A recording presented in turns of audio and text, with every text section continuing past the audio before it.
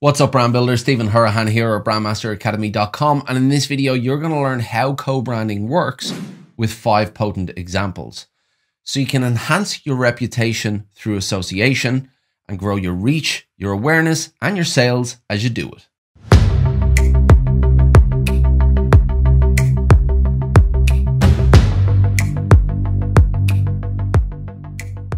Now, if you're new to the channel and you want to build brands that go beyond the logo and the visuals using strategy, psychology, and creative thinking, then you're in the right place. Hit that subscribe button and the notification bell. If you want to fast track your results, make sure you grab the Pro Brand Strategy Blueprint.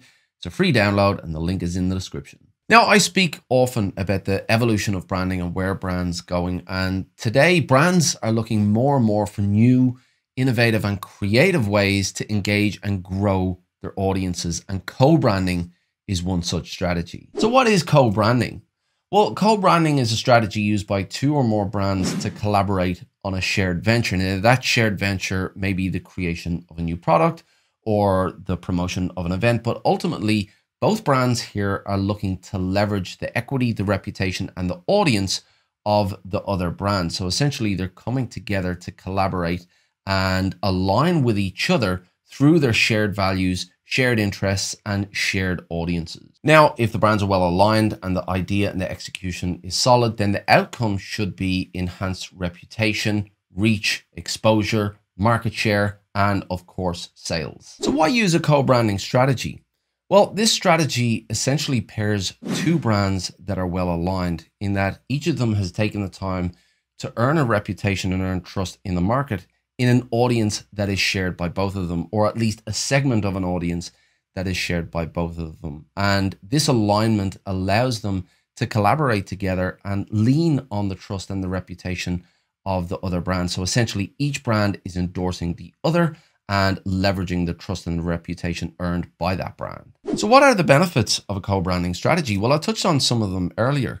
Increased reputation and credibility, increased reach and brand awareness, and increased marketing budget as well. 2 brands coming together to bring their own budgets to the table increases that marketing budget for that given campaign, and also premium prices as well. And an example of this would be Fiat and Gucci coming together to create the limited edition Fiat 500, and that Fiat 500 obviously was selling at a premium price.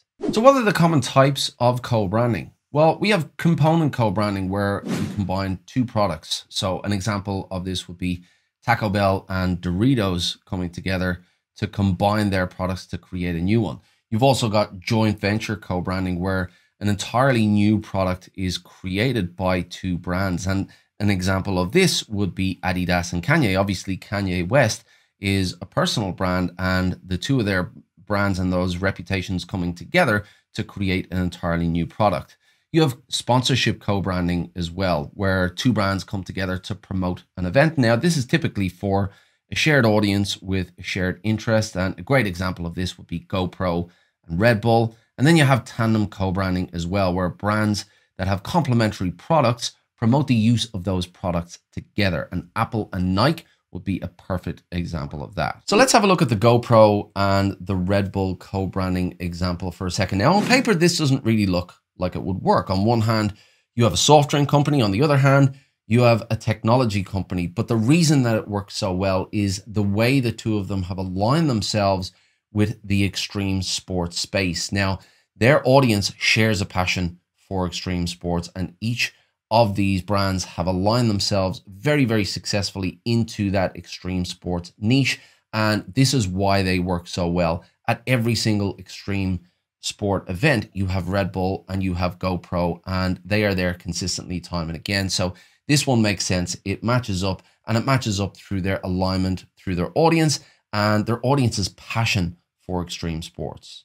Now, another example of a co-branding strategy is BMW and Louis Vuitton. Now, again, this one on paper looks like a bit of a mismatch until you realize that both brands are ruler archetype brands in that their personality is trying to appeal to the same type of person, the same type of audience, and that is a person who likes the finer things in life. Now, you can see as well from the name of the campaign, The Art of Travel, this sheds a little bit more light on why this campaign worked as well. Louis Vuitton designed a custom 4-piece set that fit perfectly into the new BMW i8. So this was a campaign that worked really, really well. So co-branding is a very effective strategy and is becoming increasingly popular as well. But it's not just in the business branding space either. You can look at the music industry and you can see different types of artists all collaborating together. And this is co-branding on a personal brand level. And Ed Sheeran is a perfect example of this. Ed Sheeran creates music with different types of artists from different genres,